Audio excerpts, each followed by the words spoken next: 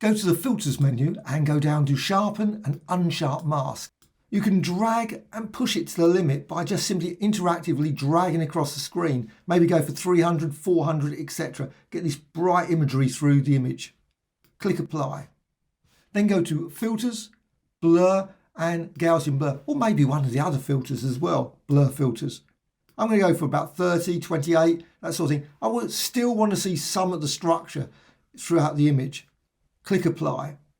Then go to Filters and Sharpen and Unsharp Mask. And now, very abstract design. And I've got it at 309 again. So you can just change it, push it again to the max. You, of course, can lower, whatever you want. Just drag it and you get all these bright lights, sort of flowing imagery all the way through that.